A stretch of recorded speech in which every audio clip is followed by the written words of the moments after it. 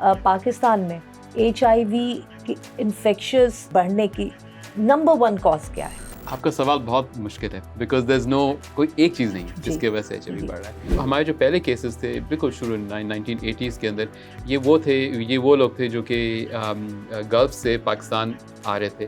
वो गल्फ में उनको लगता था पॉजिटिव आते थे और वहाँ से वो डिपोर्ट होके फिर पाकिस्तान आते थे। जो IV ड्रग यूजर्स हैं उसमें HIV का रेट बहुत ज़्यादा है। ड्रग यूजर्स हैं उनमें से 1/3 1/3 में HIV। यस, बहुत बड़ा अलमिया है, बहुत बड़ा मसला है। वो ये कि हमारे जो हेल्थ सिस्टम है पाकिस्तान का वो बहुत अच्छा नहीं है। इन्फेक्शन प्रिवेंशन अस्पताल में उसके अपने प्रोटोकॉल्स होते हैं एंड पाकिस्तान के अंदर दीगर ज़्यादातर अस्पतालों के अंदर चाहे वो प्राइवेट हो पब्लिक हो वहाँ पे इसका एहतमाम नहीं किया जाता। वो बच्चे जो कि क्लिनिक ज़्यादा जाते हैं उनके अंदर HIV ज़्यादा है। जहाँ हेपेटाइटिस C आता है उसके पीछे पीछे HIV आता है। एक जगह सिर्फ एक बंदा इन्फेक्टेड है तो वो कम लोगों को फैलाएगा, अगर 1000 हैं तो फिर एकदम से फैलेगा। आई थिंक हम उस लेवल पे आ रहे हैं आहिस्ता आहिस्ता जहाँ पे HIV बहुत कॉमन हो जाएगा। बहुत से पेशेंट्स आते हैं आपके पास, वो खुद ही सेल्फ डायग्नोज भी करके आ जाते हैं कि AI ने ये कहा, AI ने ये कहा।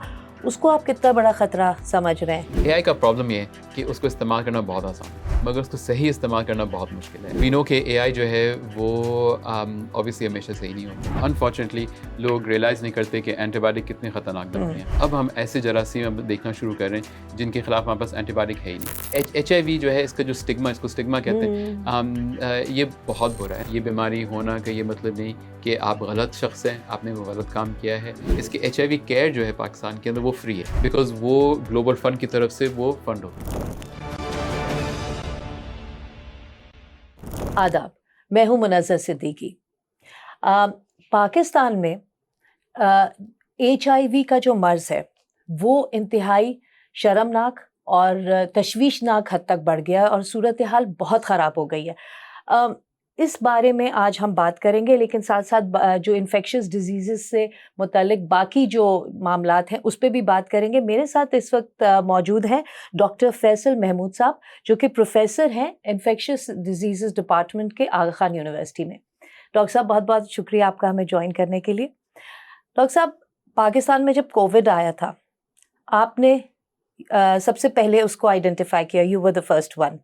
तो ज़ाहिर है आपसे बेहतर इन्फेक्शस डिजीज़ को मेरा ख्याल है पाकिस्तान में और कोई नहीं समझते होंगे, I am sure, but since आपने कोविड को आइडेंटिफाई किया तो इसलिए आपसे तो बनता है इस पे HIV पे बात करना। WHO का जो ईस्टर्न मेडिटेरेनियन रीजन है, यानी बहरा रोम के जो मशरकी तरफ का पूरा जो ममालिक है, उनमें पाकिस्तान वो मुल्क है जहाँ सबसे तेज़ी से HIV फैल रहा है और इनफैक्ट पिछले 15 साल में 200% HIV केसेस बढ़े हैं। इसके ऊपर BBC ने एक इन्वेस्टिगेटिव रिपोर्ट भी निकाली, हिडन कैमरा के साथ उन्होंने पूरी बनाई थी, लोगों ने देखी भी होगी। उसके बाद बड़ा डिनाइल भी आया, बहुत कुछ हुआ, लेकिन फिर सब कुछ बैठ गया। आपके ख्याल में पाकिस्तान में HIV की इन्फेक्शंस बढ़ने की नंबर 1 कॉज क्या है? So thank you very much and HIV actually is something जो कि मैं कोविड से पहले HIV पे ही ज़्यादा काम करता था, अभी भी HIV पे ज़्यादा काम करता हूँ। तो और आपका सवाल बहुत मुश्किल है बिकॉज देयर इज नो कोई एक चीज़ नहीं है जिसके वजह से HIV बढ़ रहा है। वाकई एमरो रीजन के अंदर पाकिस्तान प्रॉब्ली उस बाकी बक़िया ममालिक के बरक्स पाकिस्तान में बहुत सारे केसेस हैं, मगर एक चीज़ हमको सौरभ जहन में रखने की ज़रूरत है कि एमरो रीजन के अंदर पाकिस्तान सबसे बड़ा मुल्क भी है, बल्कि हमारे कुछ शहर बक़िया मुल्क जो उस रीजन के अंदर हैं उनसे बड़े हमारे कुछ शहर हैं सिर्फ। एंड ये जो रीजन है, ताकि आपको पता हो कि ये पाकिस्तान से शुरू होता है और फिर ये वेस्ट की तरफ जाता है, अफ्रीका के शुरू के टॉप तक वो रीजन है। बट इसके बावजूद हमारे पास केसेस बहुत बढ़ रहे हैं और इसके कई वजूहत हैं। आई थिंक ये समझने की ज़रूरत है कि HIV पाकिस्तान में कहाँ से आया और कहाँ जा रहा है। आई थिंक तो हमारे जो पहले केसेस थे बिल्कुल शुरू 1980s के अंदर ये वो लोग थे जो कि गल्फ से पाकिस्तान आ रहे थे, वो गल्फ में उनको लगता था पॉजिटिव आते थे और वहाँ से वो डिपोर्ट होके फिर पाकिस्तान आते थे। यहाँ पे कुछ इस तरह से केसेस आना शुरू हुए एंड जैसे कि हर चीज़ होती है, हम ये रिकग्नाइज़ नहीं कर पाए कि ये किस पॉपुलेशन में बढ़ेगा। और बहुत सारा जो हमारा जोर था वो था सेक्सुअल ट्रांसमिशन के ऊपर, मगर हुआ ये कि ये हमारे जो इंजेक्शन करने वाले जो नशा जो करते हैं उस पॉपुलेशन में फैला, और अब पाकिस्तान के अंदर हर 3 में से किसी एक को ये इन्फेक्शन है। तो यानी कि ये जो आईवी ड्रग यूजर्स हैं उसमें एचआईवी का रेट बहुत ज़्यादा है। यानी जो ड्रग यूजर्स हैं उनमें से 1/3 में एचआईवी है। यस, कुछ शहरों के अंदर इवन 40%। और इसी तरह से इस पॉपुलेशन से दीगर दूसरे पॉपुलेशंस में भी आ गया, जिसके अंदर हमारे वो लोग हैं जो कि मर्द हैं जो कि दूसरे मर्द के साथ सेक्स करते हैं, जिसको एमएसएम कहते हैं। इसी तरह से जो हमारे हिजरा पॉपुलेशन है उनके अंदर, एंड ऑल्सो फीमेल जो सेक्स वर्कर्स हैं उनके अंदर। और ये जो 4 पॉपुलेशन है ये हैं तो अलग अलग, मगर ये आपस में मिक्सिंग बहुत होती है इनकी।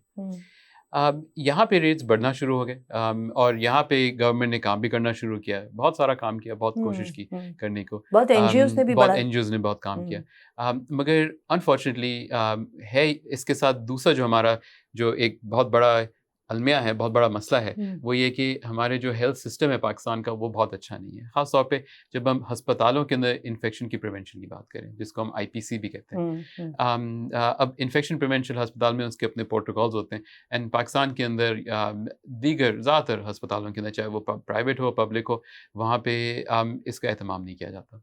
और इसी वजह से वो शहर जहाँ पे ये आईवी ड्रग यूजर्स में रेट ज़्यादा है, वहाँ पे हमने फिर देखना शुरू किया कि जनरल पॉपुलेशन के अंदर इसके रेट्स बढ़ना शुरू हो गए।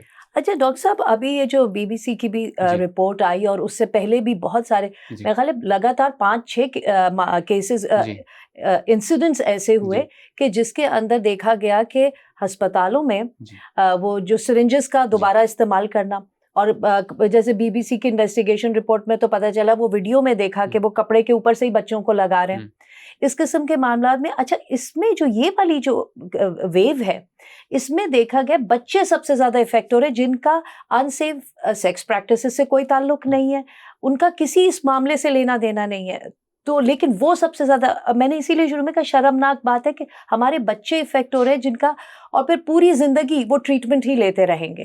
तो ये वाला, ये कहाँ से, इसको आप कहाँ प्लेस करेंगे? हाँ, तो यही बात जिसमें आ रहा था कि जब हमारे वो शहर जहाँ पे हमारे रेट ज़्यादा हैं टू बिगिन विद, वहाँ पे ये फिर अब जनरल पॉपुलेशन में आ गया, क्लिनिक्स और अस्पतालों की तरफ। एंड इस वजह से 2019 में आपने शायद सुना होगा रतोदेरो का, जहाँ पे अब दुनिया का सबसे बड़ा आउटब्रेक हुआ है बच्चों के अंदर, दुनिया में और कहीं नहीं इतना बड़ा आउटब्रेक हुआ है। जब इसकी हमने तहकीक की थी डॉक्टर फातिमा मीर खान से, और मैंने जाके तहकीक की थी, तो ये पता लगा कि वो बच्चे जो कि क्लिनिक ज़्यादा जाते हैं उनके अंदर एचआईवी ज़्यादा है, और उनकी माँ जो है अक्सर नेगेटिव है, यानी कि ये माँ से बच्चे को नहीं लगा है। एंड बच्चों में होता ये कि बड़ों के बरक्स, बड़ों में भी होता है मगर बच्चों में ही होता है कि रीयूज़ होने या नीडल्स या सिरिंजेस की रीयूज़ होने के चांसेस ज़्यादा होते हैं। ना सिर्फ नीडल को रीयूज़ होना, मगर जब हम दवा बनाते हैं जो कि हम ड्रिप में डालते हैं, तो अगर एक बच्चा है जो वायल है उसमें से थोड़ा सा निकलता है क्योंकि उनको कम की ज़रूरत होती है। अगर उस वायल के अंदर वायरस चला गया और उसी वायल से आपने एक और सैंपल निकाला, एक और निकाला, बकिया बच्चों को दिया, तो उनको ये लगता रहता है। अच्छा, आप कह रहे हैं कि बच्चों को के अंदर ज्यादा उनको खतरा है, तो वो क्यों? इस वजह से, डोज की वजह से? ये डोज एक वजह है इसकी। बच्चे जो हैं वो क्लिनिक्स में ज्यादा जाते हैं। एक 20 साल मर्द या औरत कम जाएंगे क्लिनिक में, आप या फिर बहुत बूढ़े होते हैं या बहुत बच्चे होते हैं। एंड तीसरी चीज़ ये कि इन क्लिनिक्स के अंदर, चाहे वो अब डॉक्टर की क्लिनिक हो, चाहे जिसको हम कोएक्स कहते हैं, या आई प्रेफर जैसे इनफॉर्मल जो है उनको कहते हैं, वो वहाँ पे कोई एहतियात नहीं ली जाती। एहतियात नहीं लेने के बहुत सारे वजूहात हैं ऑफ कोर्स, जिसमें बात कर सकते हैं, मगर चूंकि उनका एक्सपोजर बहुत होता है, तो उनको लगने की चांस बहुत होते हैं।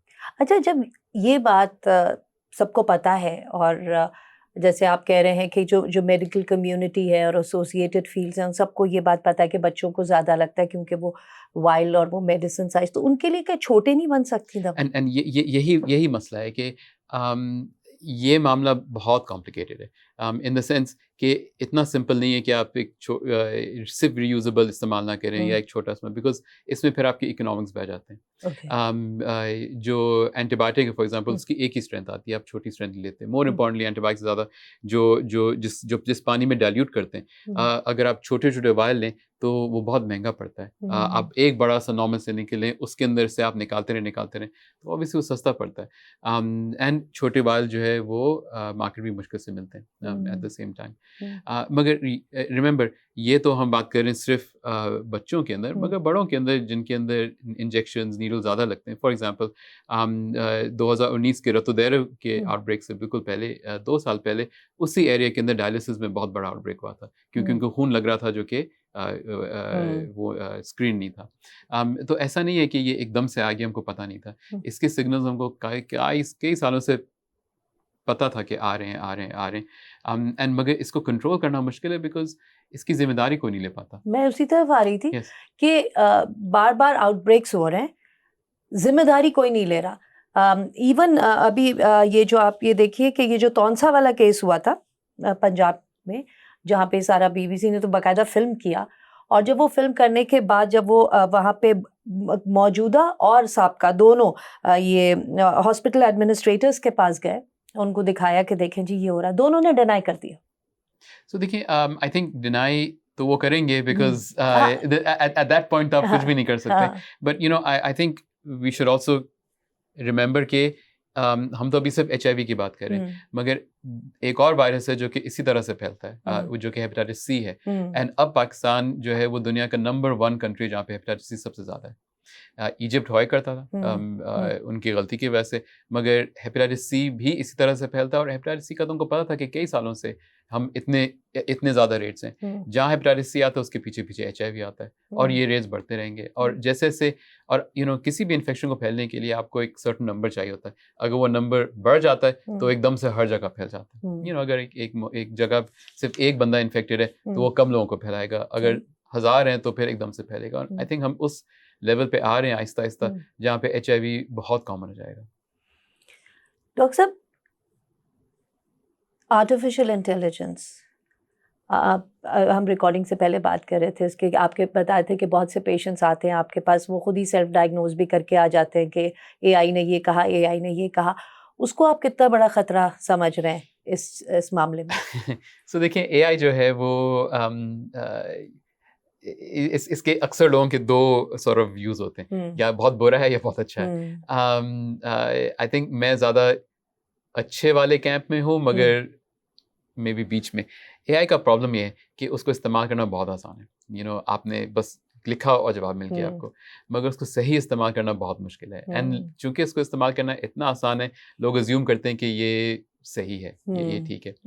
मगर वी नो के AI जो है वो ऑब्वियसली हमेशा सही नहीं होता। एंड आप बिल्कुल सही कह रहे हैं, मरीज जो मेरे पास आते हैं, अगर मैं इवन 3 साल पहले की बात करूं तो वो कहते हैं हाँ हमने गूगल किया था, तुमको ये मिला। मगर अब सब कहते हैं हमने AI किया था तो ये मिला। इनफैक्ट लोग तो बाकायदा प्रिंट आउट्स लेके आते हैं कि मुझे लगता है हमको ये करना चाहिए AI को देखते हुए। तो जी, तो वो फिर डॉक्टर के पास क्यों आते हैं?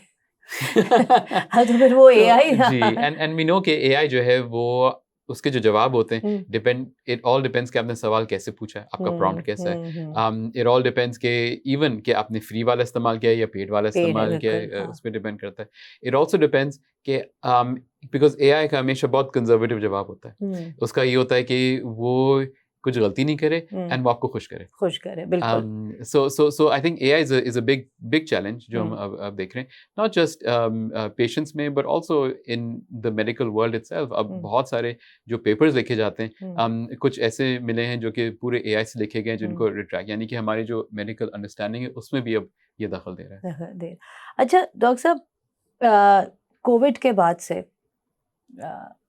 हर कोई एक एक्सपर्ट बन गया है इन्फेक्शियस डिजीज़ पे, और बहुत खुद भी एहतियात लोगों ने करनी शुरू की। अच्छी बात भी, बहुत सी चीज़ें लोगों को समझ में भी आई कि एहतियात है ना, हाथ धोना, सैनिटाइज करना, मास्क पहनना, इस किस्म की चीज़ें लोगों में वो एक थोड़ा थोड़ा सेंस डेवलप हुआ। आप मुझे बताएं, ओवर सैनिटाइजेशन या फिर और उसके साथ साथ एंटीबायोटिक्स का यूज़, ये कितना इम्पैक्ट कर रहा है इन्फेक्शियस डिजीजेस को? सो आई थिंक पहले एंटीबायोटिक की बात करते हैं, श्योर। क्योंकि उसका इम्पैक्ट बहुत ज़्यादा है। अनफॉर्चुनेटली लोग रियलाइज़ नहीं करते कि एंटीबायोटिक कितनी ख़तरनाक दवाई हैं। एंटीबायोटिक जो है वो एज़ यू नो वो दवाइयाँ होती हैं जो कि जरासीम को मारती हैं, मगर वी नीड टू रिमेंबर कि जरासीम हमारे ऊपर या अंदर नॉर्मली भी होते हैं। इनफैक्ट अगर मैं अपने ऊपर सेल गिनूं कि कितने सेल हैं, तो मेरे ऊपर जरासीम के सेल ज़्यादा हैं, इंसानी सेल कम है। तो हर दफ़ा आप एंटीबायोटिक इस्तेमाल करते हैं तो ये जो नॉर्मल जो आपका बैलेंस होता है, जो आपके जानवर अपने अच्छे वाले होते हैं, उनको ख़त्म होके वापस आने में ओवर अ ईयर लगता है। कुछ तहकीक ने बताया कि 3 साल लगते हैं आपके वापस जरासीम आने में एक एंटीबायोटिक के कोर्स से। तो यहाँ तो लोग टॉफियों की तरह खाते हैं। बिल्कुल, एंड इसी वजह से अब हम ऐसे जरासीम अब देखना शुरू कर रहे हैं जिनके खिलाफ हमारे पास एंटीबायोटिक है ही नहीं। लोग पेशाब के इन्फेक्शन के लिए आते हैं जिनके लिए हमारे पास कोई दवाई नहीं है।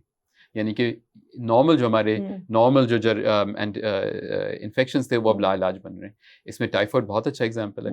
अगेन पाकिस्तान अनफॉर्चुनेटली वो मुल्क था जहाँ पे सबसे पहले ऐसे टाइफाइड की दरियाफ्त हुई थी जिसके खिलाफ बहुत कम दवाएं काम करती हैं। इनफैक्ट जब हम इंटरनेशनल गाइडलाइंस भी देखते हैं तो उसमें कहते हैं अगर पेशेंट पाकिस्तान से है तो ये वाली दवाई दें, जो कि अगेन बहुत शर्मनाक है जस्ट बिकॉज हमने इतनी एंटीबायोटिक्स ओवर यूज़ किए। सेकंड, एंटीबायोटिक ना सिर्फ ओवर यूज़ करना यानी खुद से लेना, मगर गलत डोज लेना। अगर आपने कम डोज लिए तो जरासीम बहुत जल्दी उसके खिलाफ ताकत पैदा कर लेते हैं। या खुद से कम करना है। या उस दिन मैं एयरपोर्ट पे बैठा हुआ था तो एक पेरेंट्स थे और बच्ची ने कहा कि गला ख़राब है, तो बाप ने बोला ठीक है आप ऑगमेंटिन ले लो। मैं सुन रहा हूँ एंड देन शी सेड नहीं बहुत बड़ी गोली है, आप बस आधी आधी शुरू कर दो। तो सो इस तरह से लोग एंड देन कुछ दवाइयाँ जो कि लोग रियलाइज नहीं करते कि एंटीबायोटिक हैं। फ्लैजिल एक बहुत अच्छी एग्जांपल है। फ्लैजिल एंटीबायोटिक होती है, तो हर एंड बहुत ताकतवर एंटीबायोटिक है ये। अच्छा। लोग एक गोली लेते हैं एंड कहते हैं हमारा डायरिया ठीक हो गया उससे। सो एंटीबायोटिक यूज इज एक्चुअली बहुत डेंजरस। इससे अब हमारे पास ऑप्शंस बिल्कुल कम हो रहे हैं। हम ऐसे अब जगह पे आ गए जहाँ पे सिर्फ वो एंटीबायोटिक काम करती हैं जो कि गुर्दे को फेल करती हैं, बाकी मत से करते हैं। और कुछ ऐसे भी अब जरासीम आ गए जिसके लिए मैं लोगों से कहता हूँ हमारे पास कुछ भी नहीं है आपके लिए, कोई इलाज नहीं है, क्योंकि हमने इतना मिसयूज किया एंटीबायोटिक्स को। मिसयूज किया। सैनिटाइजेशन जो है वो थोड़ा सा मुश्किल है, क्योंकि चक्कर ये है कि इस पे हमको बैलेंस रखने की ज़रूरत है। मैं ये नहीं कह रहा कि आप हाथ ना धोएं, आप अपने हाथ साफ ना रखें, जो कच्चा खाना है उसको ना अच्छी तरह पकाएं या धोएं, मगर ये भी ना करें कि आप ओवर हो जाएं। यू नो कि अक्सर लोग जो हैं छोटे बच्चों को वो हर चीज़ बॉयल करके दे रहे हो, लाइक इवन खिलौने बॉयल करके दे रहे होते हैं या सैनिटाइज करके दे रहे होते हैं।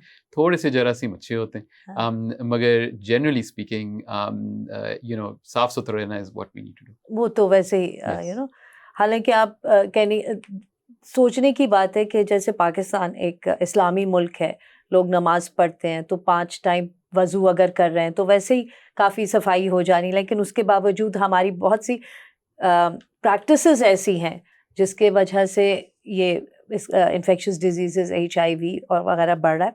जो अभी हमने बात की थी अनसेफ सेक्स की और मल्टीपल पार्टनर्स होने की, होमोसेक्सुअलिटी की, ये वो चीज़ें हैं जो पाकिस्तान के माशरे में दबी हुई रहती हैं, खुल के सामने नहीं आती। तो इसके बारे में बताइए कि आपके पास जो आपकी रिसर्च है या आप लोग जो सर्वेस करते हैं, जो पेशेंट्स आते हैं, वहाँ पे किस तरह के आप लोग को मसाइल होते हैं? सो देखिए, आई थिंक इसमें 2 इम्पॉर्टेंट पहलू हैं। एक तो HIV इटसेल्फ। तो एक बहुत बड़ा मसला हमारे माशरे में ये है कि कोई अगर बोले कि HIV है, चाहे जैसे भी लगा, फ़ौरन उन पे एक तोहमत लग जाती है कि ज़रूर इसने कोई बुरा काम किया होगा, ज़रूर ये। एंड इनफैक्ट मुझे अभी भी याद है कि कई सालों पहले मैं एक लेक्चर दे रहा था, ये मे बी अब लकली उसको 10 साल से ऊपर हो गए, एंड HIV पे दे रहा था और एक प्रोफेसर खड़े हुए और उन्होंने कहा कि they deserve it, deserve it. Oh, they deserve it, ये कहा? ये कहा। सो यू नो HIV जो है, इसका जो स्टिग्मा, इसको स्टिग्मा कहते हैं, ये बहुत बुरा है। इसका मतलब मसला ये होता है कि चाहे आप जैसे भी आपको HIV लगा है, इसका मतलब है कि अब आप माशरे में अछूत बन गए एक तरह से। इवन दो ये बीमारी जो है, एंड ये आई थिंक इम्पॉर्टेंट है ये जानना कि ये बीमारी जो है, इसका बहुत अच्छा इलाज है हमारे पास। नॉर्मल लोग बिल्कुल नॉर्मल ज़िंदगी गुजारते हैं, उनके बच्चे भी हो सकते हैं, सब कुछ बिल्कुल नॉर्मल होता है उनके अंदर। बट इसी तरह से अनसेफ सेक्स का जो प्रॉब्लम है वो ये कि ये बहुत कॉमन है पाकिस्तान में, बहुत कॉमन है अर्बन सेंटर्स में। एक तहकीक ने बताया था कि 1 in 4 men अर्बन सेंटर्स में हैव एक्स्ट्रा मैरिटल सेक्स, चाहे वो प्री मैरिटल हो, शादी से पहले या शादी के बाद, यूजली शादी से पहले। होमोसेक्सुअलिटी भी बहुत कॉमन है, ये भी अनकॉमन नहीं है, मगर लोग बातें नहीं करते, बात नहीं करते। हम बच्चों को कोई ट्रेनिंग नहीं देते, बिकॉज या फिर हमको शर्म आती है, या फिर हमारे चाइल्ड अब्यूज भी तो बहुत है, चाइल्ड अब्यूज बहुत है, बच्चाबाजी और ये सब कहते हैं, तो जाहिर है वो भी चीजें सामने नहीं आती, एंड कल्चरली बहुत अप्रोप्रिएट नहीं है करना। जिसका मतलब यह है कि जो बीमारियां इस तरह से फैलती हैं वो फैलती चली जाती हैं, बिकॉज प्रिवेंट करना बहुत मुश्किल है।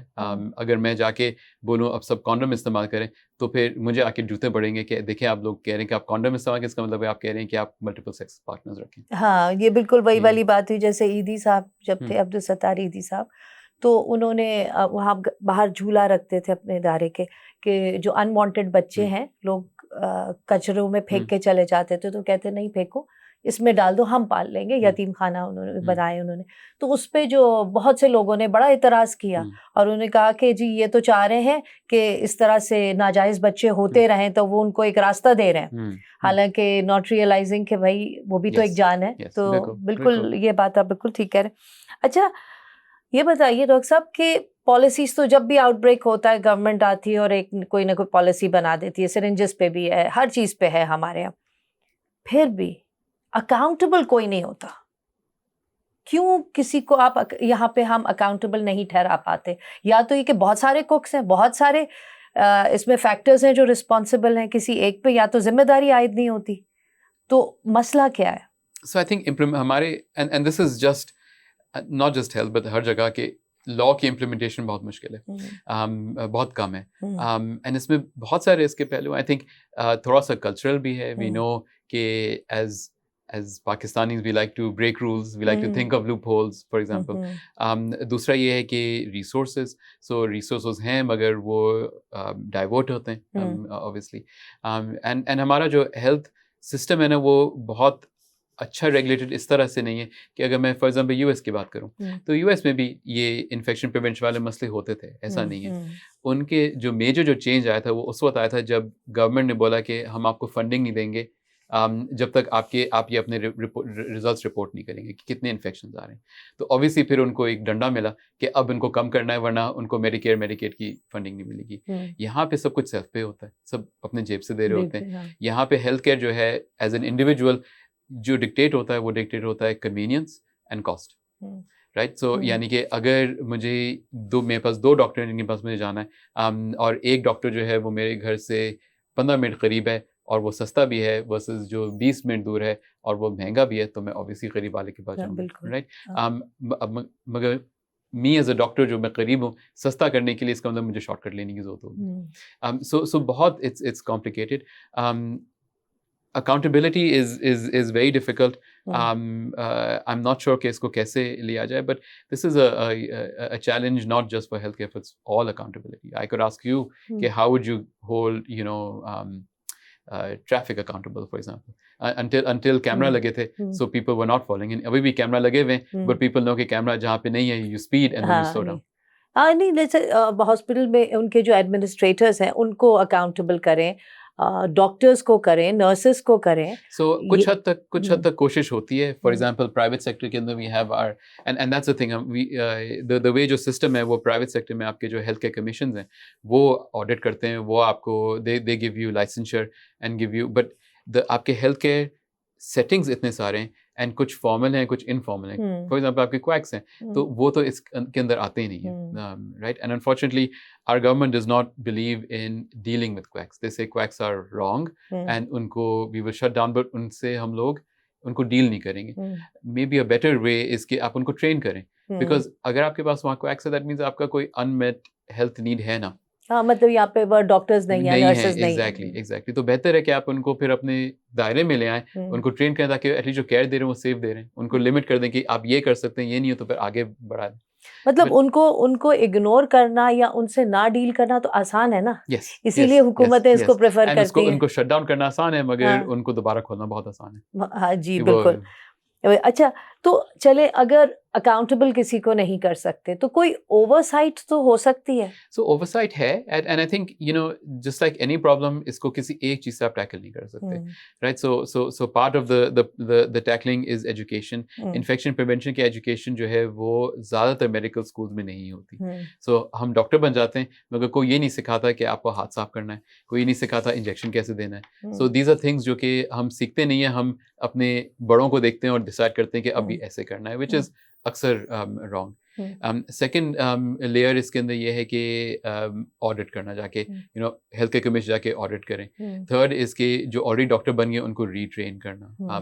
But a lot of it comes also down to the expense. So ये जो इन्फेक्शन प्रिवेंशन के जो एक्सपेंसेस होते हैं ये हिडन होते हैं, राइट? सो एंड वो obviously everything comes on to the patient because there is no health insurance. तो इसके अंदर क्या जो कम्युनिटी है उसको नहीं इन्वॉल्व किया जा सकता कि पब्लिक अपने तौर पे कुछ करे या कम्युनिटी के कुछ लोग मिलके? That is a very good point.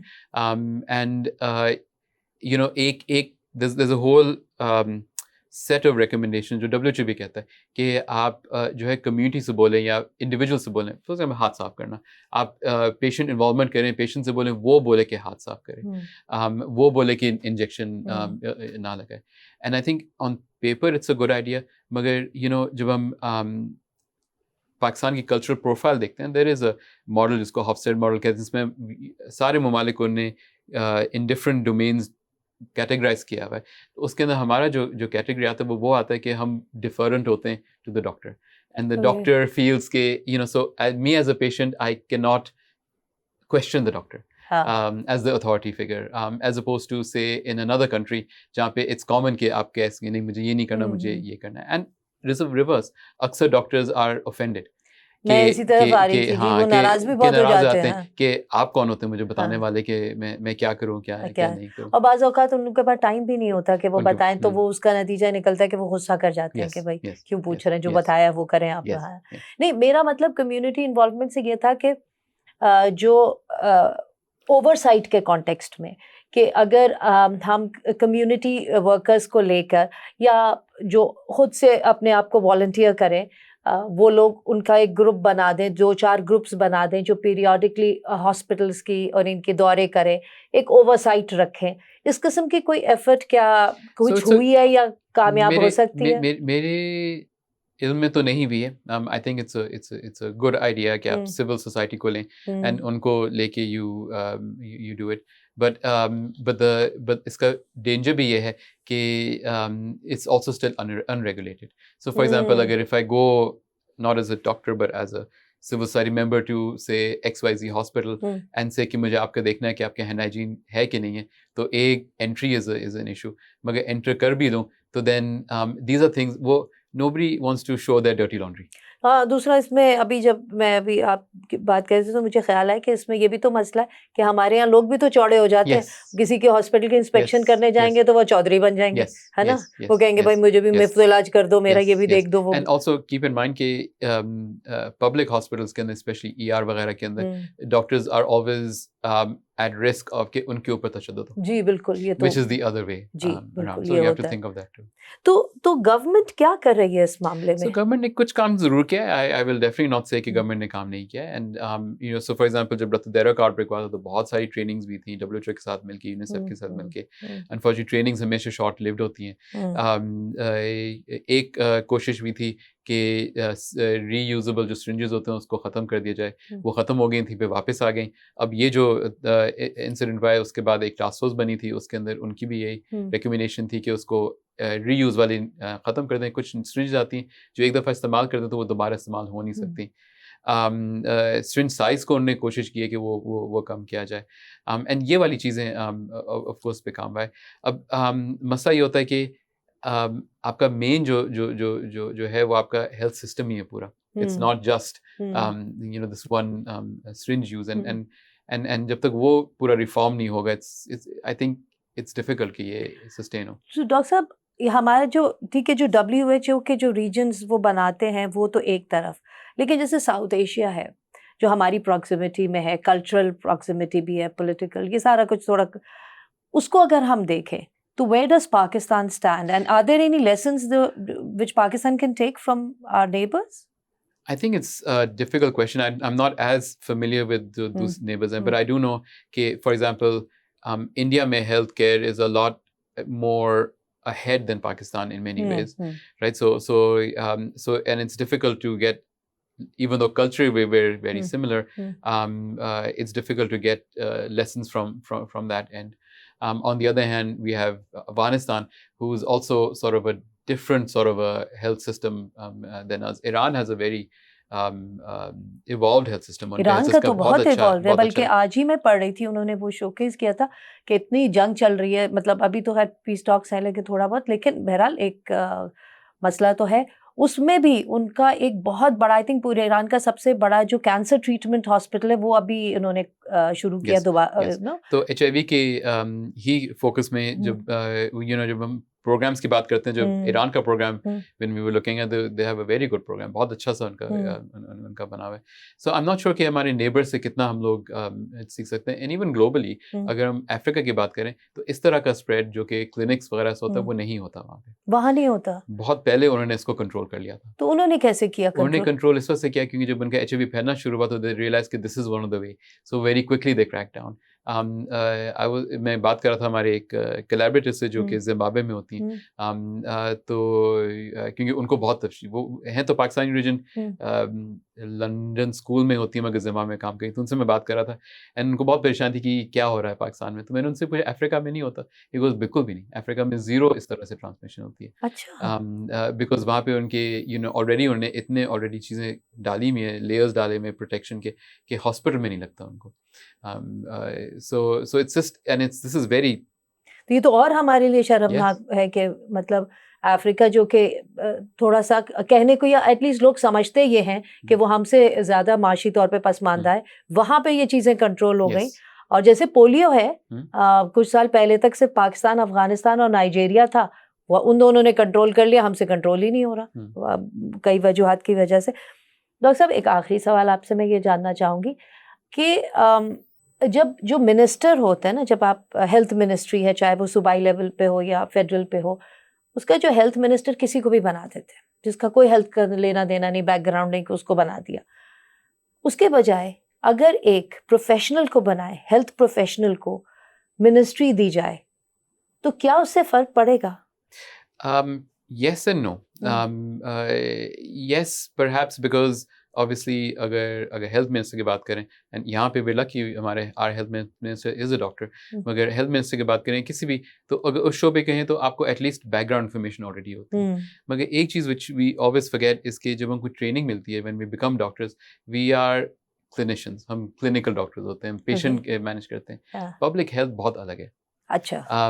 सो ये डिसीजन कि मेरे पास एक मरीज मेरे सामने, उसके साथ क्या करूं, वर्सेस मेरे पास एक पॉपुलेशन है 1000 लोगों की और इसमें मेरे पास इतना पैसा मैं कहाँ लगाऊं, is very different. The decisions are very different. So public health is something जो कि जिसके एक्सपर्ट्स भी हैं ऑब्वियसली, एंड कुछ doctors are public health expert. तो उनको ही लगा दे मिनिस्टर, उनको नहीं होना चाहिए? मगर सवाल ये होता है कि जो मिनिस्टर बनते हैं, जो पॉलिटिशियंस होते हैं, they are not always bureaucrats, right? So and that's across all of the different fields. But for example, जब कोविड की बात करें तो उस ज़माने में फैसल सुल्तान was the right, so he was an infectious disease specialist, and it was very easy for us to get things done from that. और उस ज़माने फिर इसीलिए कोविड पे हमारा रिस्पांस भी बहुत अच्छा था। Yes. क्योंकि मैंने ये तो जी, but लोग मिनिस्टर्स बनते अलग वजूहात की वजह से, क्योंकि जब देखें दुनिया भर में, चाहे वो तरक्की याफ्ता ममालिक हो, तरक्की पजीर हो, जहाँ जहाँ सक्सेस स्टोरीज हुई हैं, उनमें ये देखा गया है कि ज़्यादा सक्सेस स्टोरीज वहाँ हुई हैं जहाँ पर जो है कोई ना कोई एक्सपर्ट उस फील्ड को या उस चीज़ को लीड कर रहा है, स्पेशली हेल्थ के शोबे में। तो वहाँ पे अभी जैसे अमेरिका में आप देखिए, अमेरिका में जिनको अभी हेल्थ की दीवी है, वो थे जो कोविड को डिनाई करते थे। तो वहां पे अब हेल्थ के इश्यूज हो रहे हैं, उठ रहे हैं, yes. है ना। तो ये तो सो एक पॉलिटिकल रिस्पांस होता है और एक टेक्नोक्रेट का रिस्पांस होता है, वो एक अलग होता है। क्योंकि जाहिर है अब आप जैसे हम कह रहे हैं कि हम इस किस्म के आउटब्रेक्स में जिम्मेदारी किसी पे आयद नहीं हो पाती, किसी को कोई सजा नहीं मिलती, कोई इसके ऊपर ये नहीं है कि भाई आपका लाइसेंस सस्पेंड हो रहा है या जेल हो रही है, कुछ भी नहीं हो रहा। तो फिर इतनी सारी पॉलिसी और विजिलेंस, और उसका फिर पर्पस क्या है?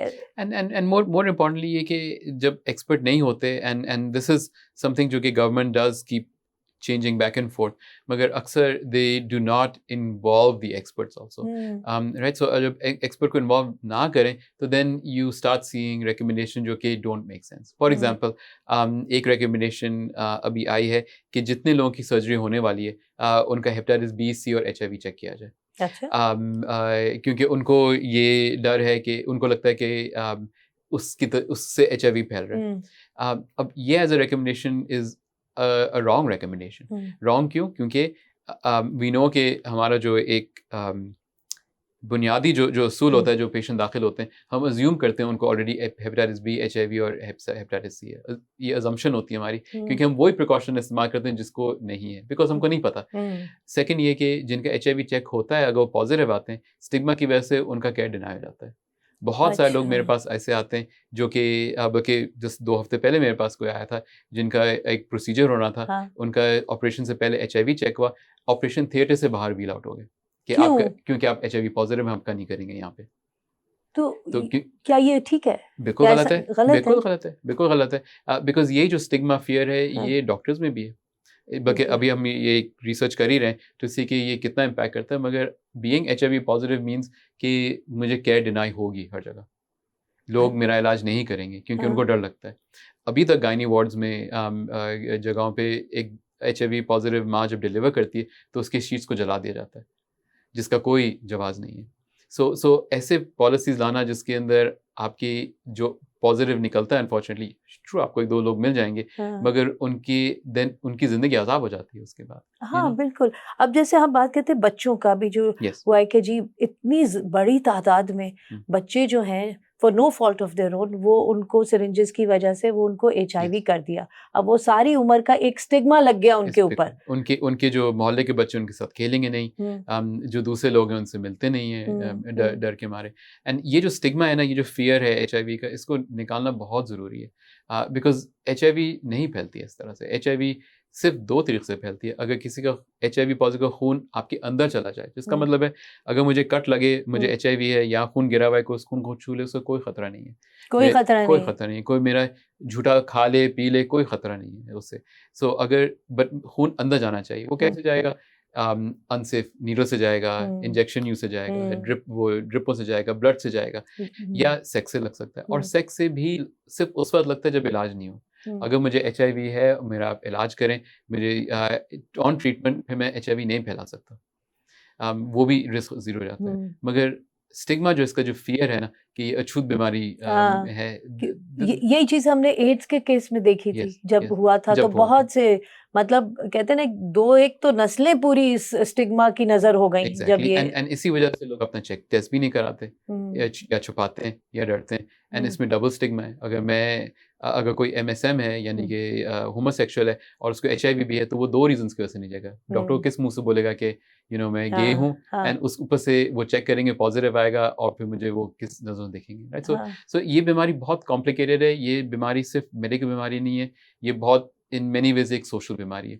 तो अगर ये सोशल बीमारी, जैसे बिल्कुल आप सही कह रहे हैं, तो इसमें सोसाइटी क्या कर सकती है? मोस्ट इम्पोर्टेंट थिंग सोसाइटी का ये है, is they need to accept कि ये बीमारी हमारे पास होती है। ये बीमारी होना का ये मतलब नहीं कि आप गलत शख्स हैं, आपने वो गलत काम किया है। And doctors need to accept कि इसके इलाज में, या इन लोगों को इलाज प्रोवाइड करना, चाहे जो भी इलाज हो, चाहे वो ऑपरेशन हो, चाहे वो कुछ भी हो, उनको उनसे कोई खतरा नहीं है। और गवर्नमेंट फंडेड अवेयरनेस कैंपेन्स आपके ख्याल में हेल्प कर सकती है बि- स्टिग्मा को हटाने में? बिल्कुल कर सकती हैं, but unfortunately our government doesn't do a lot of awareness campaigns. तो उनका वो जो सारा मीडिया का पैसा तो वो अपने ऊपर ही लगा लेते हैं ना अपनी तशहीर के लिए ना, कि तो हमने ये फीता काटा वो हाँ, फीता। मगर हालांकि मीडिया का जो बजट है हम्म, अरबों का है, पंजाब और सिंध का तो एटलीस्ट। मगर मीडिया कैंपेन्स बिल्कुल दे हेल्प अ लॉट। अभी हम एक्चुअली फिलहाल जैसे मैंने कहा 2 स्टडीज कर रहे हैं। एक हम लोग हेल्थ केयर वर्कर्स में कर रहे हैं टू सी कि कितना स्टिग्मा है एंड किन हेल्थ केयर वर्कर्स में ज़्यादा स्टिग्मा है, क्या उनमें जो कि प्राइवेट में काम करते हैं, उनमें जो पब्लिक में काम करते हैं, या एंड वो प्राइवेट या पब्लिक जहाँ पे HIV सेंटर्स हैं, HIV के केयर सेंटर्स में होता है। अगर मैं आखा की बात करूँ तो कई साल लगे, मगर अब बिल्कुल स्टिग्मा नहीं है, बिकॉज अब वो बहुत कॉमन हो गया है। लोग अक्सर अब दाखिल होते हैं, ऑपरेशन में आते हैं, हमको पता नहीं लगता कि HIV का आके दाखिल होकर चला गया। अच्छा। जबकि 20 साल पहले बात करूं, जब शुरू में हमने काम करना शुरू किया था, तो सर्जन से फ़ोन आते थे पैनिक, इसको HIV, अब मैं क्या करूं। राइट, सो वो ओवर टाइम स्लोली आप ये बिल्ड करते हैं। दूसरी स्टडी हम कर रहे हैं टू सी के मेडिकल स्टूडेंट्स में कितना स्टिग्मा है HIV, बिकॉज उधर से ही आप अपना मेडिकल नॉलेज शुरू करते हैं। अगर उधर से आपने कंट्रोल करना शुरू किया, उधर से उनको पढ़ाना शुरू किया, बताना शुरू किया, तो फिर वो आगे फिर वो मल्टीप्लाई होता रहता है। नहीं तो क्या वो स्टूडेंट्स पढ़ते नहीं है ये? स्टूडेंट्स HIV हमारे करिकुलम का बहुत छोटा पार्ट है, अच्छा, या अक्सर मेडिकल कॉलेज में पार्ट नहीं होता, ये तो बिकॉज अजीब सी बात है। बिकॉज ये अभी तक वो बीमारी समझ जाती है जो कि पाकिस्तान का मसला नहीं है। हाँ, क्योंकि हमारे स्टिग्मास बहुत हैं तो छुपी भी रहती है। अच्छा, लॉन्ग टर्म पॉलिसी है गवर्नमेंट की कोई? सो देखिए, पॉलिसीज हम बहुत अच्छी पॉलिसी बनाते हैं। In fact Sindh is one of the few progressive city provinces जहाँ पे HIV डिस्क्रिमिनेशन की पूरी पॉलिसी बनी हुई है। इनफैक्ट किसी को HIV है और वो उनके खिलाफ कोई डिस्क्रिमिनेशन भी है, they can take the person to court. In fact मैंने कुछ अपने पेशेंट्स को बोला भी है जिनकी नौकरी डिनाई हो गई थी, जब उनको पता लगा कि HIV पॉजिटिव है, कि आप इनको कोर्ट ले जा सकते हैं, बट फिर हमने कंपनी से बात की, उनको वो हो गए। सो पॉलिसीज आर देयर, बट वही बात जो हमने शुरू में की थी, इम्प्लीमेंटेशन इज देयर। अच्छा, नहीं क्योंकि पॉलिसी, क्योंकि सिंध तो इस मामले में है कि यहाँ तो कवानीन बहुत अच्छे हैं यहाँ पे, खवातीन के तहफ़्फ़ुज़, बच्चों के तहफ़्फ़ुज़ बहुत सारे। मसला इम्प्लीमेंटेशन का, क्योंकि जो आउटब्रेक्स हुए थे उसमें लाड़काना भी है, जैकबाबाद, शिकारपुर, ये सारे हॉटबेड्स हैं इतनी अच्छी पॉलिसीज होने की। मैं ये जानना चाह रही हूँ कि ये जो गवर्नमेंट पॉलिसी होती है, क्या वो कंसिस्टेंट लॉन्ग टर्म पॉलिसी है या वो चेंज होती रहती है? क्योंकि उसका भी बहुत इम्पैक्ट होता है कि वो किस तरह से एक पब्लिक हेल्थ इशू को लेके लॉन्ग टर्म चल रहे हैं या उस बारे में सोच रहे हैं। आई थिंक पॉलिसी बहुत चेंज नहीं हुई है। It's a good policy in the sense कि उसमें बहुत ज़्यादा अमेंडमेंट या चेंज करने की जरूरत भी नहीं है, मगर आई थिंक एक और चीज़ which maybe people don't realize, इसके HIV केयर जो है पाकिस्तान के अंदर वो फ्री है। That's the first thing, what do you mean free है? एज इन बिकॉज वो ग्लोबल फंड की तरफ से वो फंड होता है। सो इफ किसी को HIV है तो उसका इलाज बिल्कुल मुफ्त होता है यहाँ पे यहाँ पे मुफ्त इलाज है? पाकिस्तान में मुफ्त इलाज है इसका। और ये सरकारी अस्पतालों में? गवर्नमेंट प्राइवेट अस्पताल में भी मुफ्त इलाज है, या बहुत ही मामूली सा उसका होता है। और ये सारी फंडिंग ग्लोबल फंड की तरफ से आती है। और वो जो ग्लोबल फंड एक फंड है जिसके अंदर बहुत सारे लोग पैसे डालते हैं। USAID जो है वो बहुत सारे पैसे डाल रहा था, वो ऑब्वियसली पुल आउट हो गया, मगर दूसरे ममालिक के इदारों में डालते हैं और फिर वो दूसरे मुल्कों को डिस्ट्रीब्यूट होता है। प्रॉब्लम ये है कि इलाज एंड प्रिवेंशन दोनों ग्लोबल फंड HIV के फंडिंग से होती है। हमारा मुल्क जो है अनफॉर्चुनेटली खुद उसमें पैसा बहुत कम डालता है, इवन दो ग्लोबल फंड कहता है कि हम थोड़ा सा सपोर्ट करेंगे, आप बाकी सपोर्ट करें, वो नहीं सपोर्ट करता। सेकंड प्रॉब्लम ये, जब हम ये प्रिवेंशन की बात करते हैं कि भाई HIV फैल गया एक्सेट्रा एक्सेट्रा, हमारी जितनी भी प्रिवेंशन HIV की होती है ग्लोबली, वो फोकस्ड होती है ऑन सेक्सुअल ट्रांसमिशन या इंजेक्शन से, वो ड्रग इंजेक्शन से ट्रांसमिशन या माँ से बच्चों की ट्रांसमिशन। इन्फेक्शन प्रिवेंशन जो है वो